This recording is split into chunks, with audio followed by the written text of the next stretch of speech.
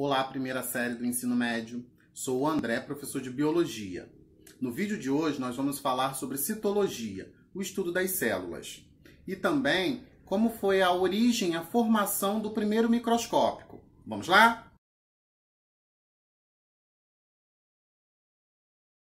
A biologia celular, também chamada de citologia, é a parte da biologia que se dedica ao estudo das células e suas estruturas.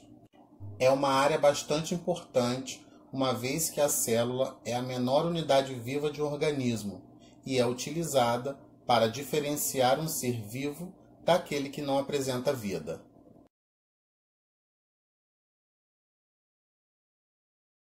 As células são estruturas extremamente pequenas, sendo na maioria das vezes impossível de observá-las a olho nu. Assim, o início da citologia só se tornou possível após o desenvolvimento de um aparelho capaz de ampliar o tamanho dos objetos em várias vezes, o microscópio. Esse aparelho foi inventado no século XVI por Zacharias Janssen, de 1585 a 1632. No século XVII, o cientista inglês Robert Hooke, 1635 a 1703, utilizando o microscópio por ele desenvolvido, com duas lentes, observou estruturas microscópicas em corte de cortiças, semelhantes a microcompartimentos. Essas cavidades microscópicas foram chamadas por Hooke de célula. Na realidade, a cortiça é um tecido vegetal morto que não contém células, ou seja, Hooke não observou as células, tal como nós a conhecemos, e sim as cavidades que haviam sido ocupadas por elas. Porém, como esse termo ficou consagrado, foi creditado a Robert Hooke o importante título de descobridor da célula. Atualmente, existem dois tipos de microscópicos, o óptico ou de luz e o eletrônico. O microscópico óptico apresenta duas lentes, a ocular e a objetiva, que juntas permitem aumentos de até 2.000 vezes. Através do microscópio óptico, podemos perceber nas células o citoplasma e o núcleo. O microscópio eletrônico foi desenvolvido no século XX. Ele difere do microscópio óptico por ser formado por um sistema de lentes que refletem feixes de elétrons em altíssima velocidade, cujo a imagem é codificada, transmitida e montada por computador, aumentando mais de 100.000 vezes o tamanho original.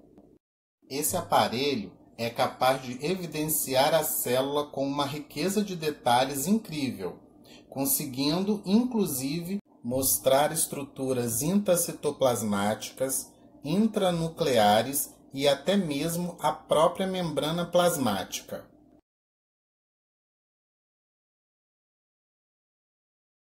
Os vários estudos sobre as células resultaram em meados do século XIX na teoria celular, que busca explicar a vida a partir da estrutura e do funcionamento da célula.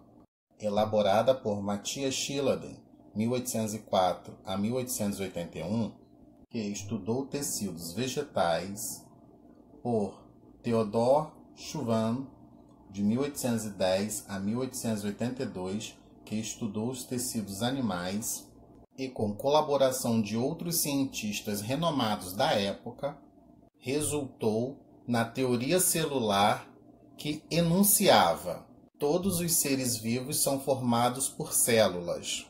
As células são as unidades morfológicas e fisiológicas de todos os seres vivos. Toda célula provém de outra célula. Os vírus, organismos acelulares, não estão incluídos na teoria celular. Todavia, mesmo sem organização celular, esses organismos dependem de uma célula para se reproduzir.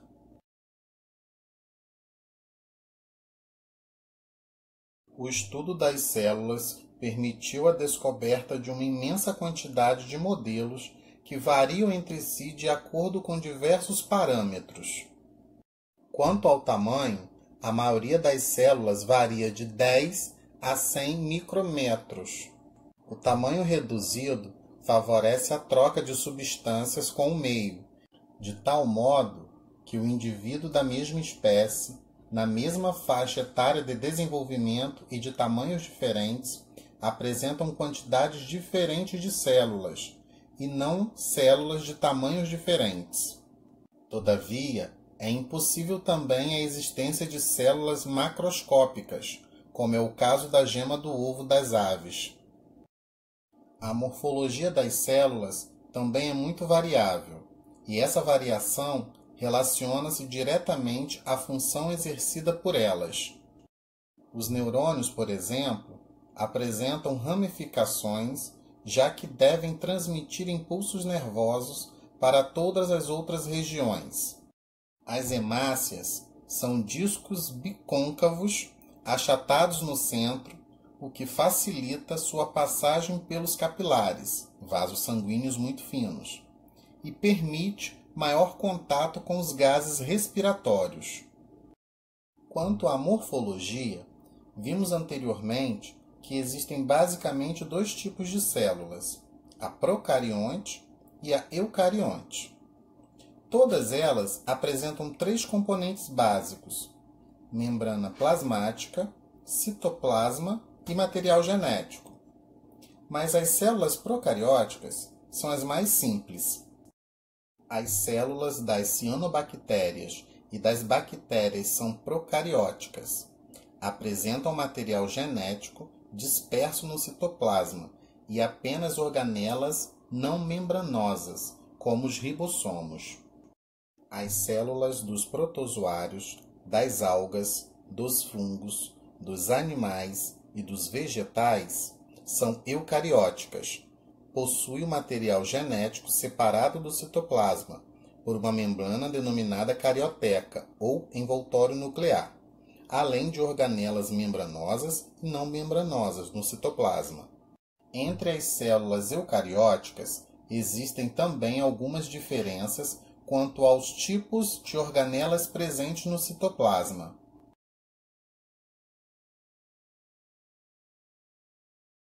Membrana plasmática é uma estrutura presente em todos os tipos celulares. É composta por uma bicamada fosfolipídica que controla a entrada e saída de substâncias da célula.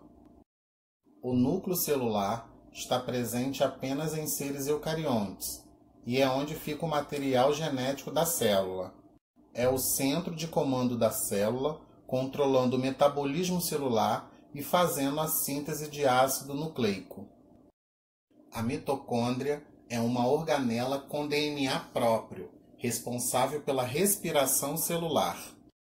O cloroplasto está presente em organismos fotossintetizantes, por isso possui pigmentos verdes, que é a clorofila, que possibilita a realização da fotossíntese.